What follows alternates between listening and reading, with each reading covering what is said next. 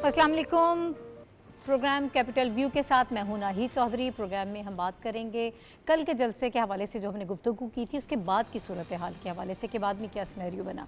जलसे में जो हुआ वो हम सब ने देखा कि जिस तरह से कवानीन की खिलाफ वर्जी की गई, जो SOPs तय किए गए थे उसकी खिलाफ वर्जी की गई, जो टाइम जो रूट बताया गया था उस पर अमल दरामद नहीं किया गया, और उसके बाद जो वहाँ पर नाजेबा कलमात, जो अल्फाज बोले गए और जो इदारों की तस्हीक की गई ख़वातीन के लिए, ओवरऑल जो हमें उसमें बयानिया नज़र आया वो यही महसूस होता था कि शायद ये 9 मई का तसलसल ही है। जो इंतशारी सियासत और जो चीज़ें हमें नज़र आईं उसके बाद कोई भी शख्स ये एक्सपेक्ट कर सकता था कि इस किस्म की सूरत हाल होगी, और हमने वही देखा कि पाकिस्तान तहरीक इंसाफ के कुछ रहनुमाओं को गिरफ़्तार किया गया। बैरिस्टर गौहर हैं, शेर अफजल मरवत हैं, शुएब शाहीन हैं, दीगर लोग जिनके ऊपर मुकदमात संजानी थाने में वहाँ पर दर्ज हुए थे उनको गिरफ़्तार किया गया क्योंकि कवानीन की खिलाफ वर्जी उन्होंने की थी। आज बैरिस्टर गौहर को रिहा कर दिया गया है और बाकी लोग ज़ाहिर है कि उनके ख़िलाफ़ जिस तरह से आगे मामलात बढ़ेंगे तो उसके मुताबिक फ़ैसला होगा।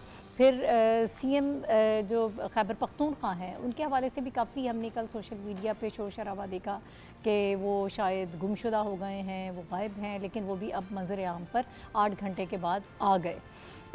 इसी हवाले से मज़ीद हम बात करेंगे। आज ये बड़ा अहम और इशू रहा और फ्लोर ऑफ द हाउस पर भी इस पर बात हुई। अता तारड़ साहब और दीगर जो सारे सीनियर रहनुमा हैं, ख्वाजा आसिफ हों या दीगर लोग हों, उन सब ने इसके ऊपर गुफ्तगू की। ओवरऑल सिचुएशन किस तरफ जा रही है? क्या अब पाकिस्तान तहरीक इंसाफ ने ये तय कर लिया है कि उन्होंने इसी तरह से मामलात आगे लेकर जाने हैं, इसी तरह से एक बगावत का जो एलिमेंट हमें नज़र आ रहा है, टकराने का जो एक हमें इस वक्त एलिमेंट नज़र आ रहा है, क्या इसी तरह से चीज़ों को आगे लेकर बढ़ना है? और आज जब बानी PTI से एक इंटरेक्शन हुआ सहाफ़ियों का, तो उसमें उन्होंने कैटेगोरिकली ये कहा कि मैंने अब मुज़ाकरात का रास्ता बंद कर दिया है, ना तो इस्टेब्लिशमेंट और ना ही किसी और के साथ मुज़ाकरात होंगे। इसका मतलब है कि पहले इस्टेब्लिशमेंट के साथ मुज़ाकरात उनके हो रहे थे जबकि वो इसको मान नहीं रहे थे। और इसके अलावा हम कल भी गुफ्तगू कर रहे थे कि अली अमीन गंडापुर ने जो ज़बान, जो लबो लहजा इस्तेमाल किया, जो उन्होंने इदारों के ख़िलाफ़ बात की, इसके ऊपर माफ़ी मांगनी चाहिए। लेकिन इसके बरक्स हमें रिएक्शन जो है वो देखने को मिला। बानी PTI ने ये कहा कि जो भी कोई इस पर माफ़ी मांगेगा तो वो बेशक पार्टी छोड़कर चला जाए, इसके ऊपर किसी किस्म का कोई हमें रिग्रेट नहीं है। और उन्होंने आवाम की आवाज़ जो है वो उठाई थी और उन्होंने उसको मुकम्मल तौर पर सपोर्ट किया है। अब ये सब चीज़ें किस तरफ जा रही हैं, मामलात किस तरफ जा रहे हैं, इसके ऊपर हम प्रोग्राम में बात करेंगे। मेरे साथ जो पैनलिस्ट मौजूद हैं मैं उनका इंट्रोडक्शन आपसे करा देती हूँ। हमारे साथ प्रोग्राम में मौजूद हैं शहनीला अमार साहिबा, और इसके अलावा मुझे ज्वाइन कर रहे हैं रशीद साफ़ी साहब। हमारे साथ प्रोग्राम में मौजूद हैं डॉक्टर फ़ारूक आदिल साहब और ओन शिराजी साहब मुझे ज्वाइन कर रहे हैं। आप चारों का बहुत शुक्रिया हमें प्रोग्राम में ज्वाइन करने के लिए। आज पार्लियामेंट में जो गुफ्तगू हुई, जो तकारीर हुई, वो भी बड़ी सुनने के काबिल थी। हम ये चाहते हैं कि कुछ गुफ्तगू आपको सुनवाएं, और इंफॉर्मेशन मिनिस्टर ने अता तारड़ साहब ने जो गुफ्तगू की, पहले वो गुफ्तगू आप सुनिएगा, फिर हम वापस आते हैं। कस्टोडियन ऑफ द हाउस की बजाय जो प्रोडक्शन ऑर्डर जारी करने की हिदायत आती थी वो वजीर आजम हाउस से आती थी, और बानी चेयरमैन PTI बताते थे कि किसका प्रोडक्शन ऑर्डर जारी किया जाएगा, किसका नहीं किया जाएगा। तो ये जो नफरत के बीज बोए गए हैं, हमने तो तब भी इनको समझाया था कि वक्त एक सा नहीं रहता, और इन्होंने जो सियासत के अंदर रिवायात डाली, ये कभी नहीं हुआ था कि खवातीन को सियासी इंतकाम का निशाना बनाया जाता। जब फरियाल तालपुर साहिबा को ईद से एक रोज कबल चांद रात पे अस्पताल से जेल भेजा गया, कहा गया कि मैं चाहता हूं कि इसके भाई को अजियत पहुंचे। मरियम नवाज शरीफ साहिबा की बेल हुई एक केस के अंदर, और दोबारा गिरफ्तारी जिस अंदाज में की गई, ये कहा गया कि मैं चाहता हूं कि इसके वालिद के सामने इसको गिरफ्तार करो। عطا تارڑ صاحب جو گفتگو کر رہے تھے، انہوں نے کہا کہ یہ جو کلچر ہے یہ انہوں نے انٹروڈیوس کروایا تھا، یہ غلط روایات جو ہیں وہ اسی پارٹی نے ڈالی تھیں، اور جس طرح یہ انتقامی جذبہ ہمیں نظر آتا تھا، جو غصہ ہمیں نظر آتا تھا، تو یہ چیزیں جو ہیں یہ ان کو یاد رکھنی چاہیے کہ یہ سب انہوں نے ہی اس کا آغاز کیا تھا۔ اس حوالے سے خواجہ آصف صاحب نے جو وزیر دفاع ہیں انہوں نے بھی جو گفتگو کی وہ بھی بڑی اہم ہے، میں چاہتی ہوں کہ وہ بھی سن لیں، پھر ہم اپنی ڈیبیٹ کا آغاز کریں گے۔ اقتدار کے دوران اور اقتدار سے علیحدگی کے بعد آپ پی ٹی آئی کی جدوجہد اقتدار میں آنے کی دیکھ لیں اور اقتدار کے چھن جانے کے بعد جو ہے ان کی جدوجہد دیکھ لیں۔ ساری کی ساری جدوجہد جو ہے کسی جمہوری اقتدار کے ساتھ جو ہے کوئی مماثلت نہیں رکھتی۔ اس ایوان کی تاریخ میں اس ہاؤس کی اور پریس گیلری کی یونانیمٹی ہو کہ وہ بھی ہرٹ ہوئے ہوں اور ہم بھی ہرٹ ہوئے ہوں۔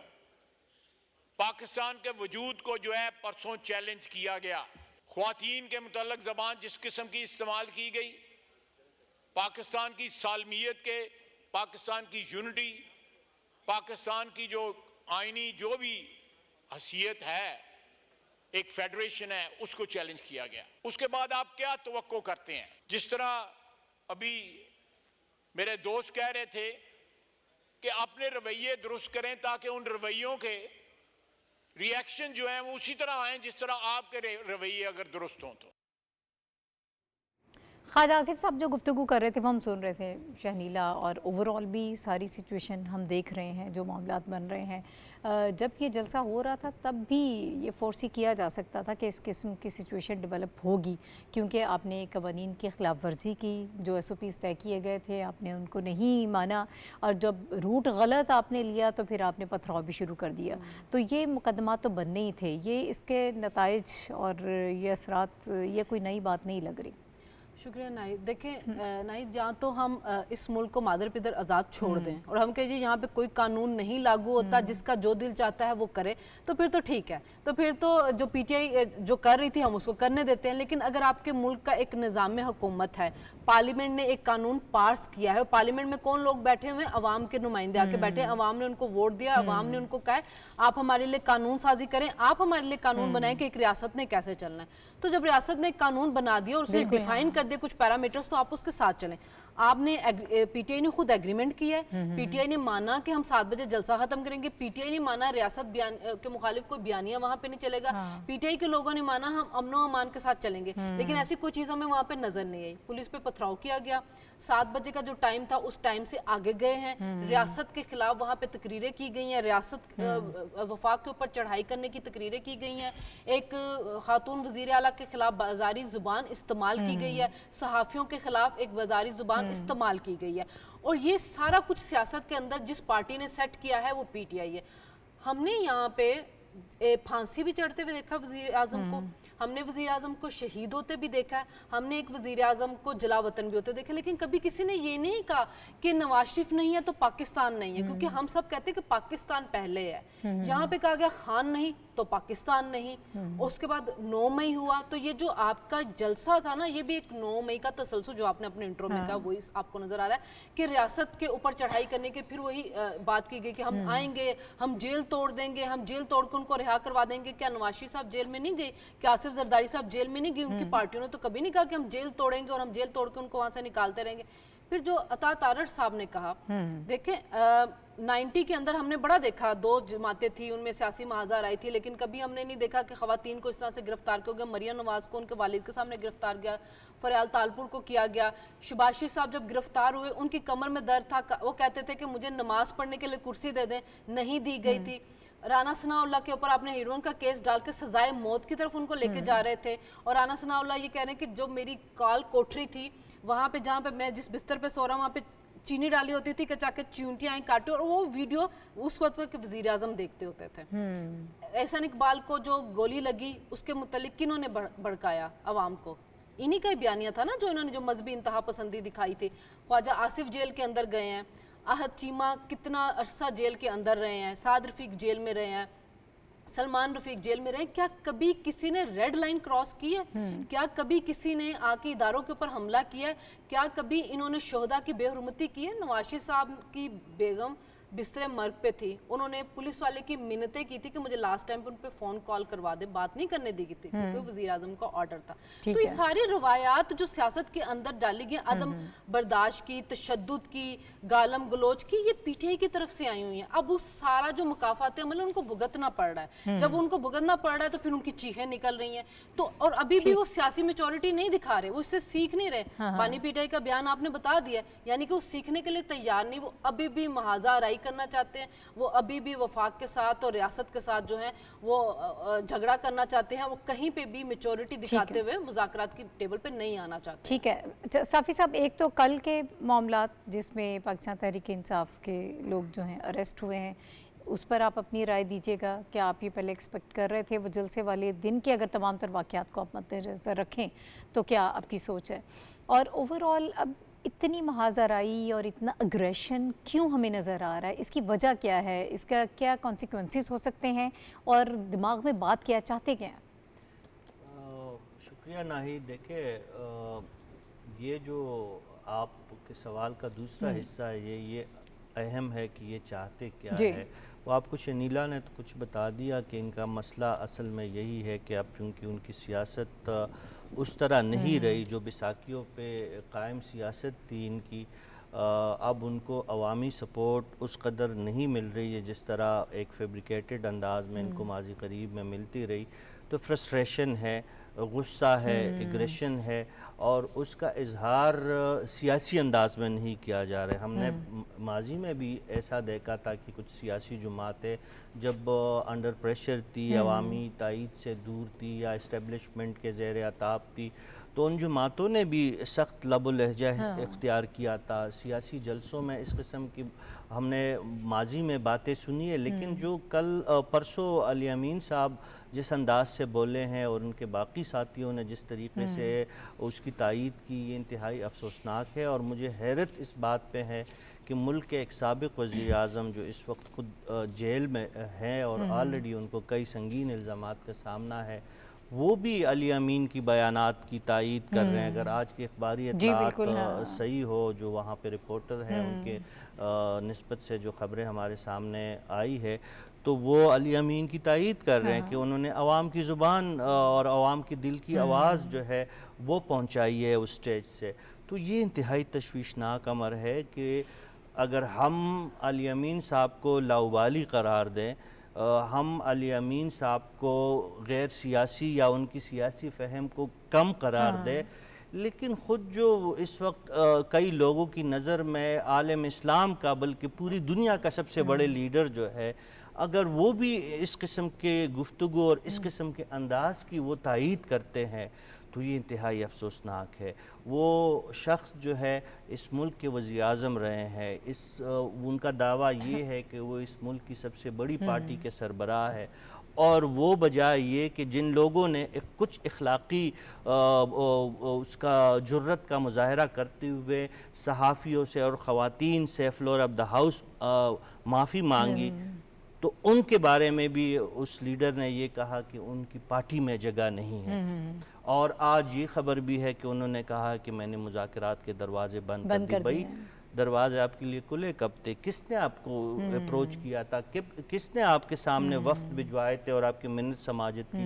मुज़ाकरात खुद आपने अपनी जो है अपने तरफ से शुरू भी कर दी थी और अपने तरफ से बंद भी कर दी। और यहाँ पे मुज़ाकरात में भी उनकी तजाद मुलाहिज़ा फरमाएं कि वो मुज़ाकरात तो गैर सियासी क़ुव्वतों से करना चाह रहे थे और अपना मुक़दमा जो है वो सियासी और सिविलियन कोर्ट्स में चलाना चाह रहे। यानी अदालत में इस्टेब्लिशमेंट के मैंने नहीं जाना, फौजी कोर्ट में मैंने नहीं जाना, बात मैंने उनसे करनी है। और बात मैंने सियासी लोगों से नहीं करना, सिविलियन क़ुव्वतों से नहीं करना, लेकिन अदालत मैंने सिविलियन के जाना है। कौल फ़ेल में इंतहाई तज़ाद है और इनकी सियासी सिमत का इनको खुद अपना पता नहीं है। फ्रस्ट्रेशन में, गुस्से में आके खुद से ये जो अपने लिए मज़ीद मुश्किलात पैदा कर रहे हैं, उसूलन تو یہ ہونا چاہیے تھا سیاسی تدبر کا اس وقت مظاہرہ یہ ہونا چاہیے تھا کہ اسٹیج پہ یہ طریقے سے بات کرتے، رہائی کی بھی بات کرتے، مقدمات ختم کرنے کی بھی بات کرتے، اگر ان پہ کہیں پہ ریاستی تشدد ہو رہا ہے اس کی بھی وہ مذمت کرتے، لیکن رستہ بھی بتاتے نا۔ اس طریقے سے جو علی امین نے جو طریقہ بتایا ہے کہ 15 دن کے اندر اندر ہم جیل سے اپنے لیڈر کو چھڑا لیں گے، بھائی کس طرح چھڑا لیں گے؟ آپ جیل بریک کریں گے؟ آپ بتائیں نا، سلمان اکرم راجہ صاحب جو آج کہہ رہے کہ علی امین صاحب نے یہ باتیں درست کہی ہے جو فوج اور اسٹیبلشمنٹ کے بارے میں ہے، چلے علی امین صاحب تو نابلد ہے سیاسی شگافیوں سے، آپ تو بہت بڑے قانوندان ہیں، اپنے آپ کو بڑے قانوندان سمجھتے ہیں، آپ کس طرح ان کی باتوں کی تائید کر سکتے ہیں؟ اور جو علی امین صاحب نے جو بات کی ہے 15 دنوں میں آپ کر کے دکھائے، عدالت کو مطمئن کرے 15 گھنٹوں میں اپنے لیڈر کو چھڑوا لیں، ہمیں تو کوئی اعتراض نہیں ہوگا۔ بات دراصل یہ ہے کہ ان کی اب فرسٹریشن اس لیول تک پہنچی ہے کہ یہ خود اپنے پاؤں پہ بھی کلاڑا مار رہے، لیکن اس کے ساتھ ساتھ یہ پارلیمان کی بے توقیری کا سبب بھی بن رہے۔ یہ جو کل پارلیمان میں ہوا انہی کی کرتوتوں کا نتیجہ تھا، اور اس کے ساتھ ساتھ سماج میں بھی یہ نفرتوں کے بیج بو رہے ہیں، یہ نفرت کو ہوا دے رہے ہیں، لہٰذا میرے خیال میں اب ان کو بس کر دینا چاہیے۔ ٹھیک ہے، اچھا ڈاکٹر صاحب، مذاکرات کے حوالے سے جو ہم بات کر رہے تھے، صافی صاحب نے بھی اس کا تذکرہ کیا کہ وہ اس کے انہوں نے کہا کہ دروازے مکمل طور پر بند کر دیے گئے ہیں، اب کوئی مذاکرات نہیں ہوں گے۔ پہلے کچھ لوگوں کو 5-6 لوگ جو ہیں اسٹیبلشمنٹ کے ساتھ انہوں نے کہا مذاکرات کر رہے تھے، اور ویسے بھی ہم اس پر گفتگو بھی کر رہے ہیں کہ پولیٹیکلی بھی جس طرح سے چیزوں کو انیشیٹ کیا جا رہا تھا، اور یہ چاہ رہے تھے، یہ بڑا اچھا گورنمنٹ کی طرف سے ایک جسچر تھا اور بڑی لچک دکھائی جا رہی تھی کہ سب ایک میز پر بیٹھیں اور مذاکرات کریں اور آگے بڑھیں۔ اب اس کو کیا سمجھا جائے؟ اس کو یہ سمجھا جائے کہ یہ جو جلسہ ہے یہ بھی انتہائی مایوسی کے عالم میں کیا گیا۔ یہ مایوسی اس جلسے سے پہلے سے موجود تھی، جس کا اظہار آج بانی پی ٹی آئی کی گفتگو میں ہوا ہے، اور جلسہ بالکل اسی فضا میں ہوا، اسی ذہنی کیفیت میں ہوا، اور اسی ذہنی کیفیت میں علی امیر گنڈا پور میں جو گفتگو کی، جس کو ہم سب یہ کہہ رہے ہیں کہ اخلاق سے گری ہوئی گفتگو، وہ ساری اخلاق سے گری ہوئی گفتگو انہوں نے وہاں کی۔ سبب کیا ہے؟ 2 اسباب ہیں۔ اس حکومت کے مخالفین بھی یہ کہہ رہے ہیں، اور وہ، میں سیاستدانوں کی بات کر رہا ہوں، اور وہ تجزیہ کار بھی کہہ رہے ہیں جو خود کو یا انڈیپینڈنٹ کہتے ہیں یا اس حکومت کا مخالف کہہ رہے ہیں، کہ اس حکومت کے پاؤں جم گئے ہیں اور اس نے اپنی کارکردگی دکھانے شروع کر دی ہے، اور اس کی کارکردگی کا جو سب سے بڑا مظہر ہے وہ ہے آپ کی انفلیشن کو نیچے لے آنا، یعنی سنگل ڈیجٹ میں آ گئی نا۔ اس سے بڑی کسی حکومت کی کامیابی کیا ہوتی ہے؟ ایک پہلو اس کا یہ ہے۔ دوسرا پہلو اس سے زیادہ اہم اور غیر معمولی ہے۔ اس پہلو کی وجہ سے دراصل ان کی جو مایوسی ہے وہ بہت انتہا کو نیچے جا پڑی ہے، اور ان کو پرابلم یہ ہو گئی ہے کہ ہمیں اب اگر کوئی تسلیم نہیں کرتا، کوئی اگر ہمیں یہ موقع نہیں دیتا، تو ہم نے کیا کرنا ہے؟ ہم نے انتشار پیدا کرنا ہے، اور انتشار ان کی حکمت عملی کا پہلا نقطہ ہے۔ انتشار کیوں پیدا کرنا ہے؟ کل جب ہم اسرائیلی آرٹیکل کی بات کر رہے تھے تو اس میں بہت ساری اس کی وجوہات ڈسکس کی ہم نے، آج کچھ نئی وجوہات ڈسکس کرتے ہیں۔ انتشار 4-5 وجوہات سے پیدا کرنا ہے، اور یہ جلسہ 9 مئی بھی ایک انتشار تھا، اب ایک نئے انتشار کا پیش خیمہ یہ جلسہ ہے۔ انتشار اس لیے پیدا کرنا ہے کہ پاکستان ڈیفالٹ کر جائے۔ آپ کو یاد ہوگا کہ یہ لوگ 5-6 مہینے سے خود بانی پی ٹی آئی اور ان کے جو نفس ناطقہ ہے، جو ان کی زبان ہے، وہ یہ بار بار کہتے تھے کہ اب وہ دن آ ہی جائے، پاکستان سری لنکا بن ہی جائے۔ یہ ان کی اسٹریٹجی کا حصہ ہے۔ پاکستان سری لنکا بن جائے اور پاکستان خدا نخواستہ ڈیفالٹ کر جائے تو ہوگا کیا؟ سب سے پہلے یہ ہوگا کہ آپ اپنے آئین سے محروم ہو جائیں گے۔ یہ اس ملک کو اس آئین سے محروم کرنا چاہتے ہیں۔ آئین سے محروم ہوگا تو جو اس آئین کی امتیازات ہیں ہم ان سے محروم ہو جائیں گے، اس کے وفاق سے محروم ہوں گے، اس کے پارلیمانی سسٹم سے اور اسلامی نظریے سے محروم ہوں گے، اور اگر ان 3 چیزوں سے محروم ہوں گے تو ہم خانہ جنگی کا شکار ہو جائیں گے۔ दूसरा इनका नुक्ता नज़र ये है, जो इनका प्लान ये है कि पाकिस्तान को उसकी एटमी सलाहियत से महरूम करना है। और आप जानती हैं कि दुनिया में कौन वाहिद मुल्क है, कौन वाहिद ताकत है जो पाकिस्तान को एटमी सलाहियत से महरूम करना चाहती है। ये वही ताकत है जहां वो आर्टिकल शाये हुआ है, वो इजराइल है। सही। तो ये है उनका दूसरा पॉइंट। अच्छा, इसी बात को हम थोड़ा सा आगे बढ़ा लेते हैं पोस्ट में। जी जी मुझे फॉरवर्ड कर। जी मैं उसी के हवाले से बात करना चाह रही थी। एक चीज, एक नुक्ता रह जी।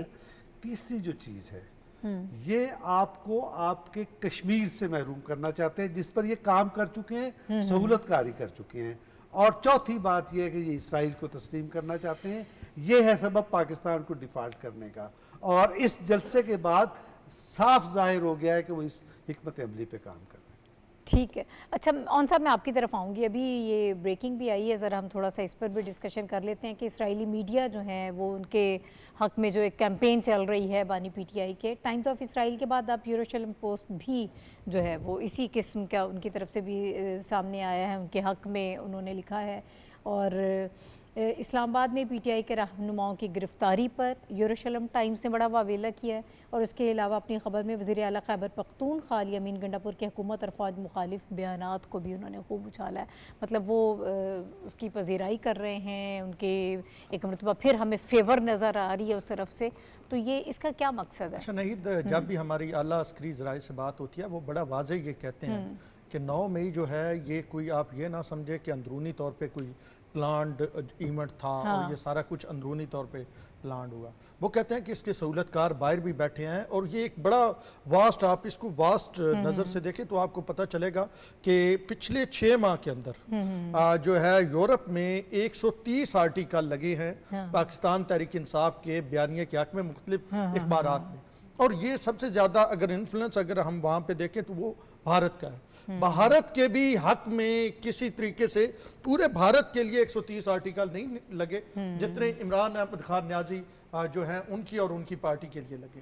तो आप रऊफ हसन की जो चैट भी वक्तन फवक्तन सामने आती रहती है, कोई अभी भी देखा हमने वो राहुल चौधरी जो हैं जी उनके साथ, और उससे पहले भी करण थापर के साथ डिफरेंट, मतलब वो भी वक्तन फवक्तन मंजर आम पर सब चीज़ें आती रहती हैं। तो ये सब उसी का शाखसाना है, उसी का लिंक है। बिल्कुल डिजिटल दहशतगर्दी जो हो रही है ये भी तो वहीं से हो रही है ना, जो ट्रेंड्स बन रहे हैं। ये भी यूएसए यूके में बैठे हुए लोग, और बड़े वाज़ेह है इस हवाले से जो है अस्करी एस्टेब्लिशमेंट कि हम ये कोशिश कर रहे हैं कि यहाँ पे जो सहूलतकार बैठे हैं किसी तरह उन सहूलतकारों को जो है वो इस तरह जो है वो इन मामलात में साइड लाइन किया जाए। और यहाँ पे जो लोग बैठे हैं, देखिए एक सहूलतकार वहाँ पे बैठे हैं, यहाँ पे ग्राउंड फोर्स मौजूद है। और ग्राउंड फोर्स में सिर्फ आम लोग नहीं है, अफगानी भी मौजूद हैं। और अफगानियों को अगर आप देखें, और मैं जलसा कवर कर रहा था, ये जो परसों जलसा हुआ इसमें भी अफगानी थे।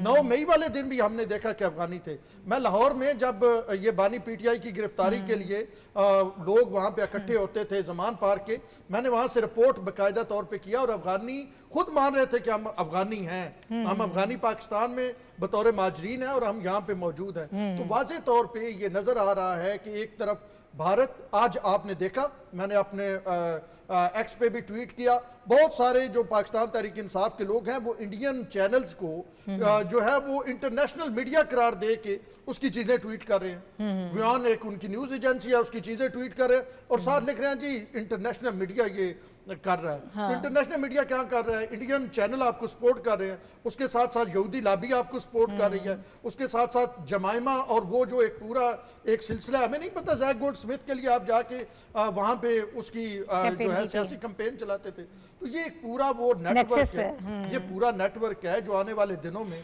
आपके सामने आएगा। और उस नेटवर्क के बहुत सारे लोग जो हैं जो यहाँ पे थे वो काबू आ चुके हैं। और जब ये नेटवर्क पूरा खुलेगा तो ऐसे ऐसे इंकशाफात सामने आएंगे कि जैसे लोग ये समझेंगे कि कोई हम हॉलीवुड की फिल्म देख रहे हैं या कोई इस तरह की चीज़ है।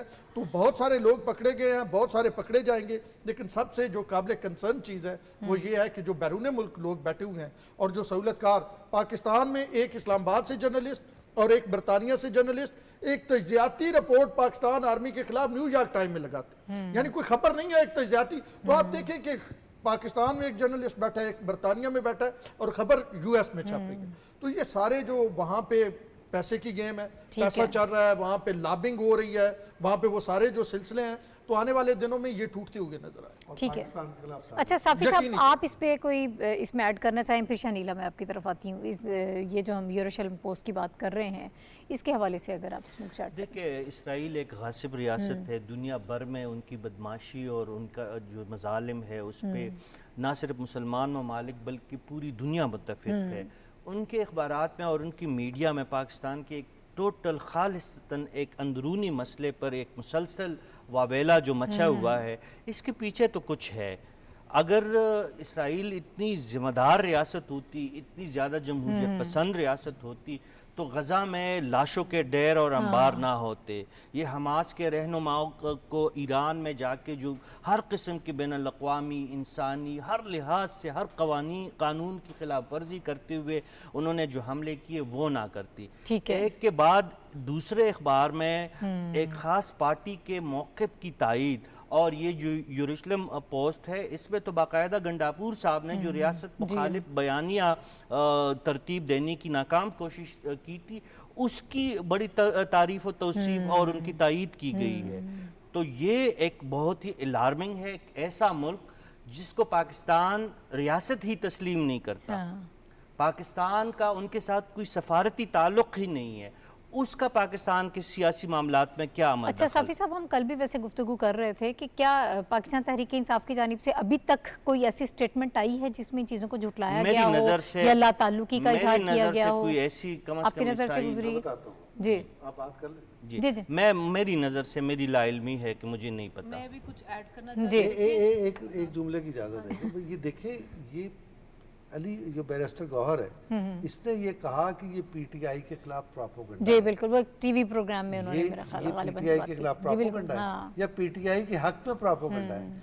इनके पास अगर ये है ना मुखालिफ इसराइल के, और ये सारे उनकी गोद में नहीं बैठे हुए, तो बानी पीटीआई हिम्मत करें और इसकी तरदीद भी करें, मुजम्मत करें और कहें जी हम उसकी PTI का मुजम्मत। बानी पीटीआई ने तो हाँ। अभी तक गजा में जो इंसानियत कुशी हुई है उसकी मुजम्मत नहीं की। बात जी, ये है कि शर्मिला। बानी पीटीआई हर रोज मीडिया से बात कर रहे हैं और वो उनको हर चीज का पता चल रहा होता, तो वो उनको ये नहीं पता चला कि हर रोज जो आर्टिकल लिखे जा रहे तो वो क्यों नहीं कहता कि जी इजराइल गासिब रियासत है, मैं इसको नहीं मानता, ये गजा में नस्लकुशी कर रही है, ये मेरे हक में लिख रहा है, इसको झूठ माना जाए प्रोपेगेंडा में। वो नहीं बोल रहे हैं।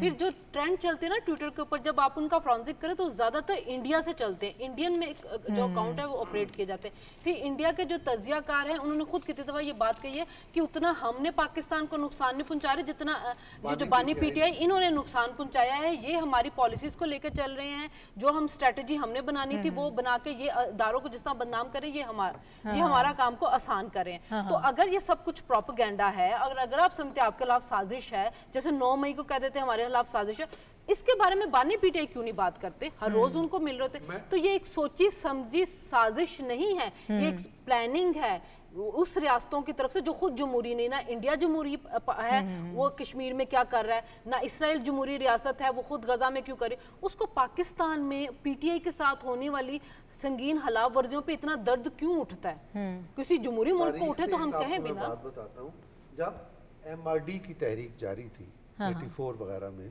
तो उस वक्त और सिंध में हालात बहुत ख़राब हो गए थे। तो इंदिरा गांधी ने कहा कि एक और मशरकी पाकिस्तान, एक और बांग्लादेश बनाने का वक्त आ गया है। तो उस वक्त तहरीक को लीड कर रहे थे गुलाम मुस्तफ़ा जितोई। ठीक है। तो गुलाम मुस्तफ़ा जितोई ने ये कहा, मैं ये बता रहा हूँ कि उससे अलहदगी इख्तियार करने का तरीका क्या है। तो उसने कहा माई इंडिया सुन लो, मैं अल्फाज दोहरा रहा हूँ उसके, जितोई के, सुन लो ये हमारा अपना झगड़ा है, हम अपनी लड़ाई लड़ रहे हैं, इसका तुम्हारे साथ लेना देना कोई नहीं है, और अगर तुम कुछ करोगी तो हम सब इकट्ठे होकर तुम्हारे खिलाफ जंग लड़ेंगे। तो करे ना बानी पीटीआई ये काम। अच्छा, मेरा नहीं ख्याल बानी पीटीआई करेंगे। उनकी अपनी एमएनए ने पार्लियामेंट के अंदर कौमी असम्बली के फ्लोर पे इसराइल को तस्लीम करने की बात की। अगर उन्होंने इकदाम उठाने होते तो उस खातून को उनसे कहते कि स्पेशल सीट पे थे ना, स्पेशल सीट से उसको फारिग करते और कहते कि जी आपने ये पाकिस्तान की ایک جو سٹانس ہے اور جو فلسطین کے حوالے سے اور مظلوموں کے جو ہم ساتھ دیتے ہیں اس حوالے سے یہ بات کیا میں آپ کو پارٹی سے نکالتا ہوں. بجائے اس کے وہ خاتون پھر کیا ہوا, پھر وہ مختلف ٹی وی چینلز پہ زیادہ پروجیکٹ کرنا شروع کر دیا تحریک انصاف نے, اور وہ زیادہ ٹی وی چینلز پہ ایز اے گیسٹ جانے لگی. تو میرا نہیں خیال کہ جو اپنی اور آپ کا یہ کیا خیال ہے کہ وہ ایم این اے اپنے طور پہ اسپیشل سیٹ پہ آئی ہوئی جو ایم این اے گفتگو کر سکتی ہے, وہ اظہار خیال کر سکتی ہے, ایک پلان اور ایک پورا پالیسی کے تحت چلتا ہے. اور ہمیں یہ بتایا اکبر ایس بابر نے کہ 2002 میں جب بش جونیئر کا الیکشن تھا اس وقت بانی پی ٹی آئی نے مجھے کہا تھا, اکبر ایس بابر نے بتایا کہ مجھے کہا تھا کہ اگر بش جونیئر جیت جاتا ہے تو ہمیں بڑا فائدہ ہوگا کیونکہ اس کے گولڈ سمتھ فیملی کے ساتھ بڑے اچھے تعلقات ہیں. تو اسی طرح یہ ہمیشہ سے وہ وے اختیار کرتے رہتے ہیں اور اب بھی یہ کسی طور پہ نہ اسے اپنے آپ کو ڈس ایسوسیٹ کریں گے اور نہ اس پہ معافی. ٹھیک ہے. اچھا شہنیل, یہ ساری جو اس وقت ہم گفتگو کر رہے ہیں, یہ سارے جو معاملات ہیں, ہم اس کو گاہے بگاہے ڈسکس کرتے رہتے ہیں. ابھی جو بریکنگ آئی اس کو بھی ہم نے کر لیا, لیکن امپورٹنٹ ایک چیز اور بھی ہے کہ ابھی تک وہ اپنے سٹینڈ سے پیچھے نہیں ہٹ رہے ہیں. جو ہم بات کر رہے ہیں نا, وہ ان کے 21 ستمبر کو جلسہ ہوگا ہی ہوگا, ہمیں اجازت ملے یا نہ ملے. مطلب یہ کتنا بڑا انتشار پھیلانے کی کوشش ہے کہ آپ اداروں کی تضحیق کر رہے ہیں, آپ ان کو چیلنج کر رہے ہیں, آپ ان کے خلاف بات کر رہے ہیں, آپ اسٹیٹ کی ریٹ کو چیلنج کرنے کی کوشش کر رہے ہیں. نہیں تو ان کی سیاست ہی اسی پہ ہے نا. اگر وہ ایک سیاسی جو ہوتے میچور سیاستدان ہوتے ہیں یا سیاسی سوچ رکھنے والے ہوتے ہیں تو وہ ضرور حکومت کے ساتھ مذاکرات پہ بیٹھ کے کوئی نہ کوئی معاملات طے کر لیتے. جو بانی پی ٹی آئی نا, وہ اپنی سیاست سے دن بدن اس چیز کے اوپر مہر لگاتے جا رہے ہیں کہ وہ ایک انتشاری ٹولہ ہے.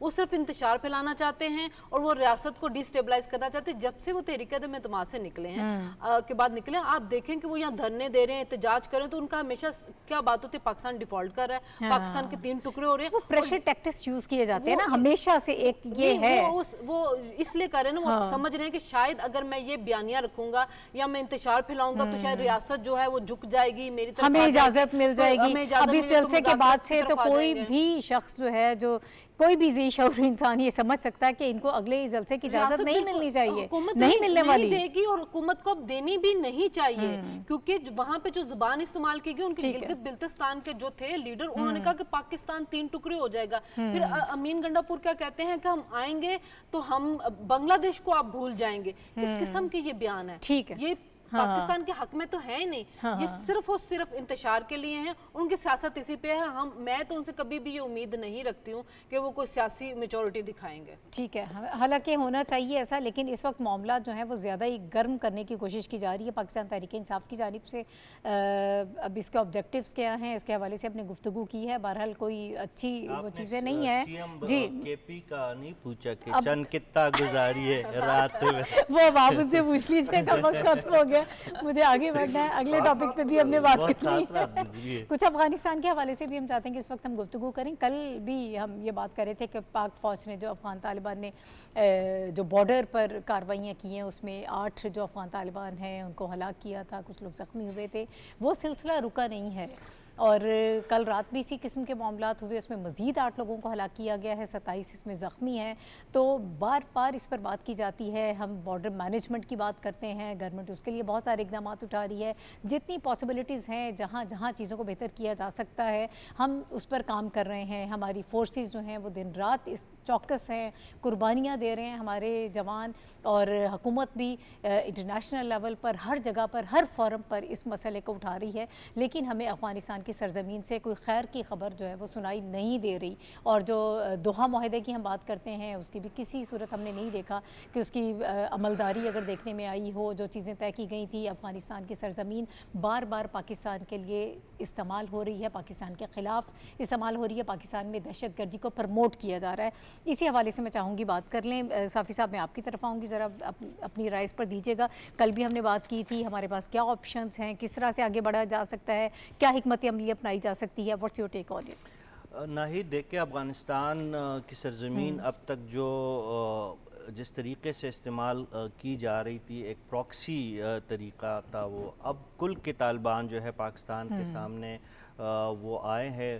گرچہ ان کی وہ قوت اور استطاعت نہیں ہے, الحمدللہ ہماری فوج جو ہے سرحدوں کی حفاظت کرنے کے لیے بالکل چوکس بھی ہے, اور اپنی جو سلامتی ہے اس کی حفاظت کرنا بھی جانتی ہے ہماری افواج. اس لیے ان کو باری جانی اور حربی نقصان ان کو پہنچایا گیا ہے، ان کو واپس دھکیلا گیا ہے، لیکن یہ ایگریشن کی انتہا ہے۔ ایک ایسا ملک جس پہ پاکستان کے بے تحاشا احسانات ہے، اگر میں نے کل بھی یہ تذکرہ کیا تھا کہ ماضی کی بات ہم کریں ہی نہ، جو 3 سال قبل جب فال آف کابل کے بعد جب افغانستان کے لوگ در بدر ہو گئے تھے اور پاکستان نے جس طریقے سے ایک دفعہ پھر ان کے لیے اپنی باہیں کھول دی تھی، جس طریقے سے افغان طالبان کی عبوری حکومت کو عالمی دنیا کے ساتھ چلنے کی ایک راہ دکھائی، یہ چیزیں بھی اگر صرف ان کے مد نظر ہوتی تو کم از کم یہ واقعات جو پارچینار اور کرم ایجنسی کے سرحدی علاقوں میں جو ہو رہے ہیں، جو کنڑ میں ہو رہے ہیں، جو باقی جو